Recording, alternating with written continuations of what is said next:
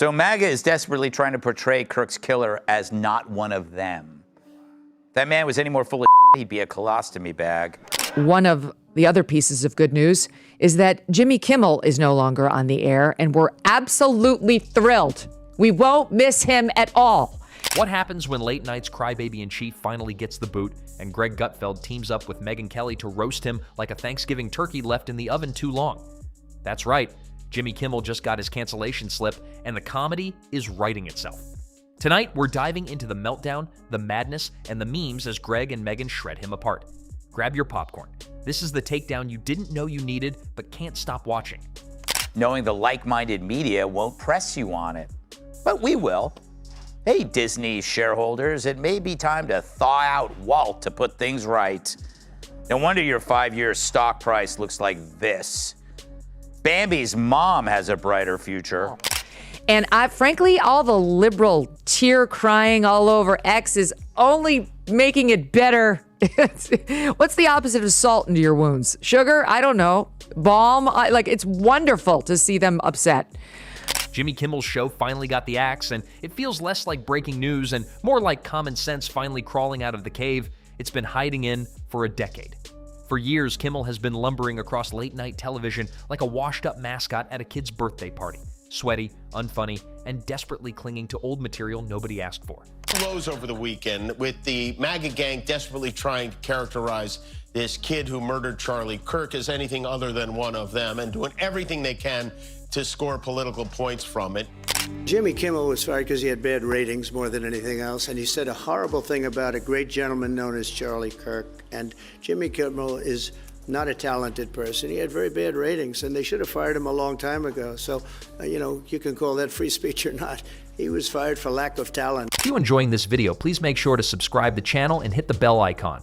And then suddenly, Greg Gutfeld and Megyn Kelly show up to celebrate the funeral of Kimmel's career the way only they could, by turning it into a comedy roast that's way funnier than anything he's done since 2003.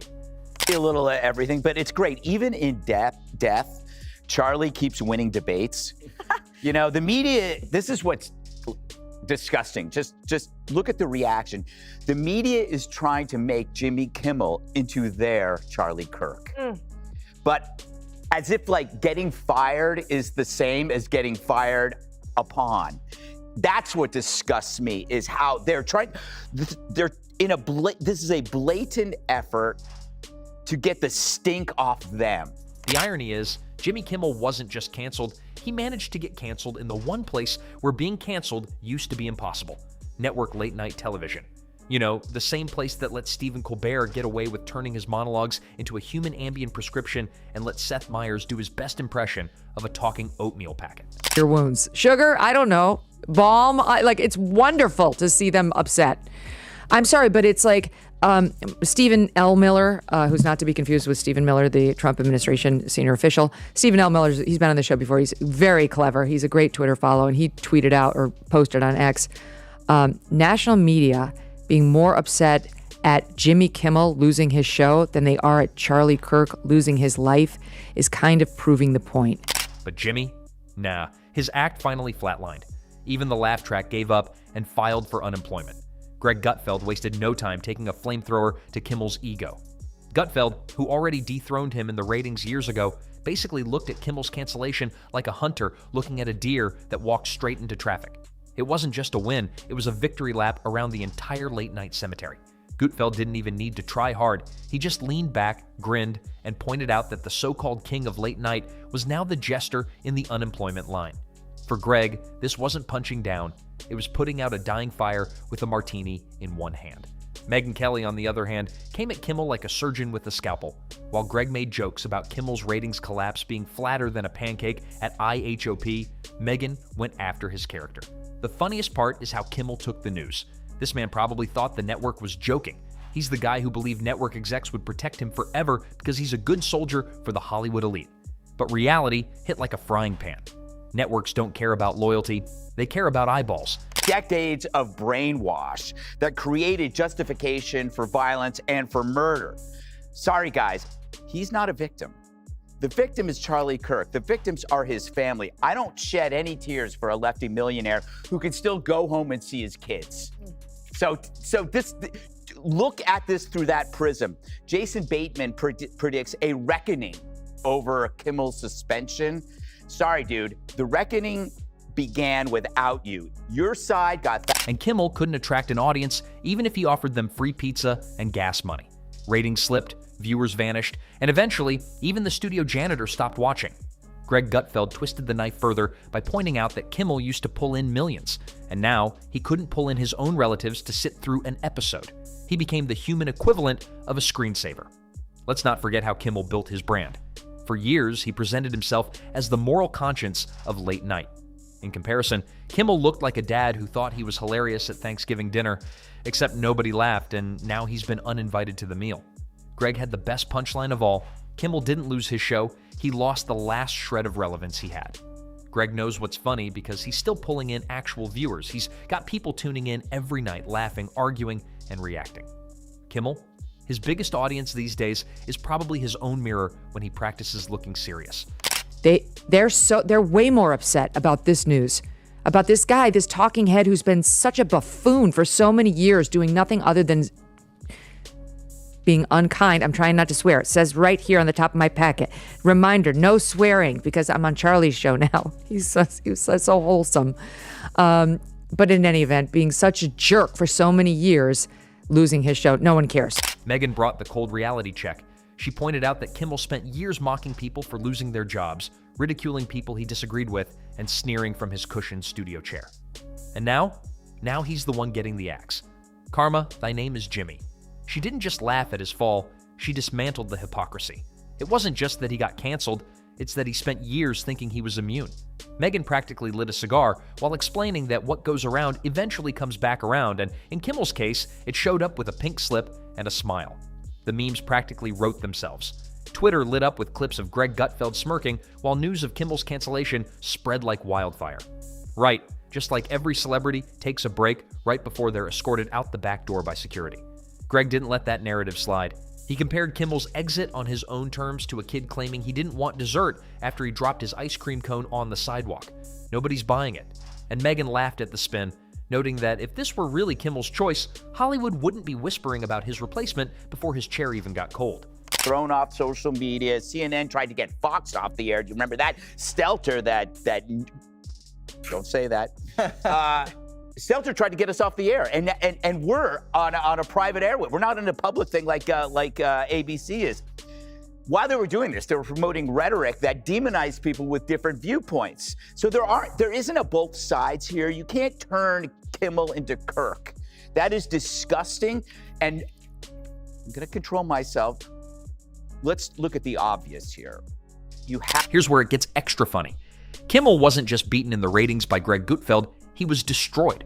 Gutfeld came out of nowhere, built a loyal following, and turned Fox News into the actual home of late-night comedy.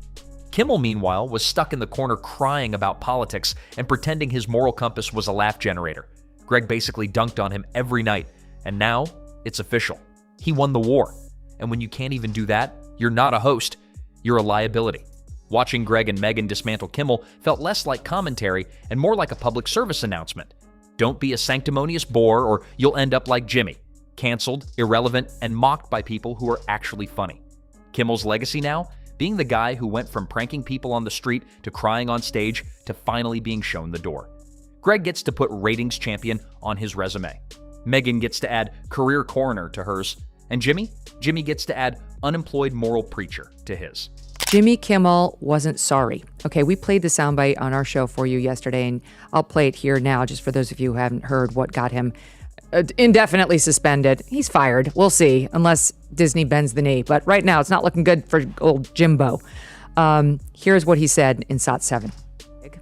And he said that when he knew that it wasn't the case. The evidence had been ubiquitous about this person's left-leaning and commitment to left-wing ideology. We've gone through it repeatedly. You all know.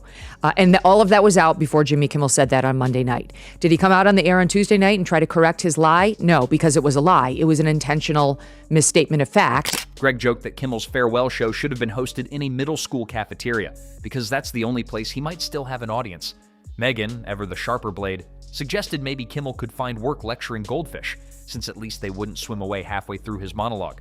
Together, they didn't just destroy Kimmel, they buried the ashes of his career under a mountain of well-earned mockery. And honestly, it's what late night needed. For years, these shows became political pep rallies disguised as comedy hours. Kimmel was the worst offender, trading laughs for lectures, jokes for judgments. Greg Gutfeld and Megyn Kelly didn't just react to his cancellation, they owned it. Greg with his trademark grin and one-liners sharper than anything Kimmel ever delivered. Megyn with her precision strikes, exposing every layer of hypocrisy like peeling back an onion. Except this onion made everyone laugh instead of cry. It's Matt Dowd who got fired for saying Charlie Kirk had it coming. He found a new revenue stream. He's actually selling t-shirts with his quote on it. Who's gonna buy that?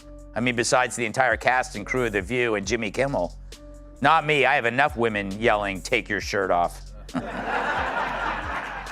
The end result? Jimmy Kimmel's career is now officially a joke, and he's not even the one telling it. Greg Gutfeld gets the crown. Megyn Kelly gets the last word. And Kimmel, he gets the unemployment line, a bruised ego, and the eternal title of that guy who used to host late night until he bored everyone into changing the channel. And somewhere, in a dusty Hollywood office, there's probably a plaque that used to say, Jimmy Kimmel Live, collecting cobwebs. It's the perfect metaphor for his career. Forgotten, dusty, and sitting in the corner while everyone else moves on. Greg and Megyn didn't just destroy him, they reminded the world that comedy actually matters. And if you don't have it, you'll end up exactly where Jimmy Kimmel is today, canceled, clowned, and completely irrelevant. Of course, the funniest subplot in this entire saga isn't just Jimmy Kimmel being canceled, it's watching his fans scramble to defend him like loyal passengers on a sinking cruise ship. Greg Gutfeld had a field day with this. He pointed out that Kimmel's defenders sound like people trying to explain why their favorite band broke up. Oh, they didn't really split, they're just exploring solo projects. Number. Translation. The tour flopped, the fans vanished, and the drummer got a real job. You all know what they saw. They saw what we saw. They saw the frail elderly man who needed help getting off the stage. They're just too chicken shit to tell us about it because they accurately deduced that he could still be the Democratic nominee and they don't want to ding him up. Maybe you give Barbara a pass. Who gives a damn what this singer saw or says? But you know what? Jimmy Kimmel happens to be employed by ABC. That's Kimmel's reality. He's not leaving on top. He's leaving because the network finally realized even reruns of The Golden Girls were pulling better numbers. Megyn Kelly twisted the knife by noting how Hollywood elites once treated Kimmel like the golden boy of late night. They invited him to every award show, plastered him on magazine covers, and gave him the kind of glowing profiles usually reserved for astronauts and saints. Now, he's radioactive. Invitations will mysteriously get lost in the mail, celebrity friends will suddenly stop calling, and his old allies will act like they barely knew him. That's the Hollywood way. Loyalty lasts exactly as long as the ratings do. And speaking of ratings, let's not gloss over the numbers. Kimmel was trying to play checkers while Greg was playing four-dimensional chess with an audience that actually wanted to be entertained. Megyn pointed out that the only people who tuned into Kimmel lately were political junkies looking for a safe space to laugh at the same 5 punchlines recycled every night. And even they eventually got bored and switched to Netflix. It's not just that Kimmel failed, it's that he failed at the one thing he was supposed to be good at. Late night television has always been about charisma, wit, and timing. The killer phrase was at the end when Kimmel said, "You just don't realize it." Because you see, he's smarter than you, and he needs you to know that. And his ego can't bear that there's someone out there more famous and more influential than him. I got news for you, Kimmel. The last time you mattered, Bruce Jenner still had Last night, mostly, that there were multiple reasons why Jimmy Kimmel was pulled off the air. But chief among them was, not only was he not planning on apologizing when he was going to go back out on his show Wednesday evening, he was planning on attacking MAGA. But somewhere along the way, Kimmel decided being a part-time activist and full-time scold was more important than making people laugh. That's like a chef deciding seasoning is overrated. The audience notices. The audience leaves. And eventually, the restaurant shutters its doors. Greg joked that Kimmel's cancellation wasn't really a cancellation at all. It was a mercy killing. The network finally pulled the plug on a patient that had been flatlining for years. And Megyn, always quick with the scalpel, observed that Kimmel himself probably knew the end was near. You can only stare at an empty studio audience and ratings charts shaped like ski slopes for so long before reality sets in. So what's next for Jimmy Kimmel? In the end, the legacy of Jimmy Kimmel isn't the jokes he told or the interviews he hosted.